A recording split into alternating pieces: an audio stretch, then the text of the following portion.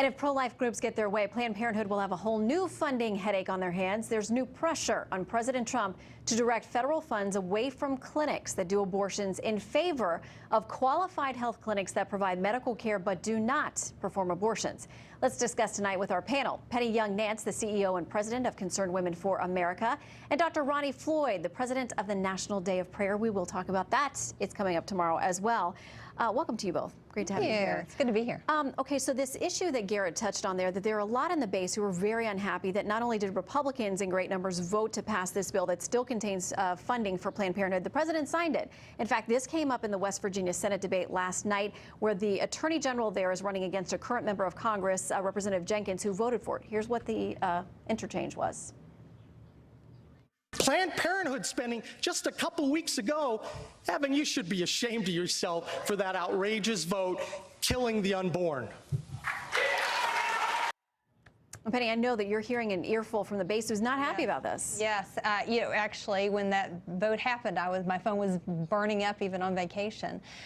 This is the most pro-life president in recent history. Not just that, this is the most pro-life White House staff in recent history. And he's done a lot towards that issue, but we still got further to go on this.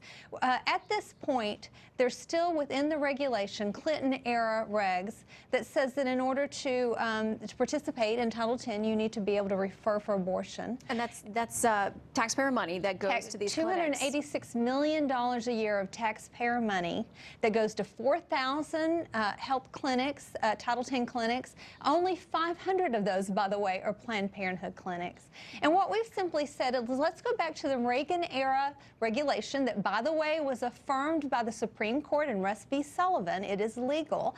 That says we're not going to entangle taxpayer money with abortion. If you're going to accept this money, you can't be co-located in an abortion clinic. You can't be in an abortion clinic and accept the money, and you can't refer and counsel for abortion. And here's what Planned Parenthood says about this proposal. They say it would have devastating consequences and essentially dismantle the nation's program for affordable birth control and reproductive health care, which 4 million people rely on. The policy is dangerous. It would keep women from having information and from getting the best health care possible. Penny? Remember, this is the group that held up Zika funding for care for people in Puerto Rico because they wanted a piece of the action.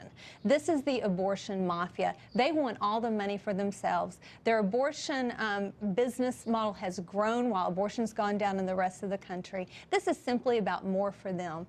This regulation and the change in the regulation we're proposing actually opens the door for more people to compete, faith-based groups to compete, and for actually to care for poor women. Plus, we said, let's shift funding to the 13,000 community health centers that actually do care for poor women but don't do abortion. All right, Dr. Floyd, I know this is not why you're here in town, but you have spoken out on this topic, and you say that America needs to have some very honest conversations about this. Yeah, we really do. I mean, it's obviously one of the major issues in the hearts of all evangelicals and conservatives, and we need to work through this issue.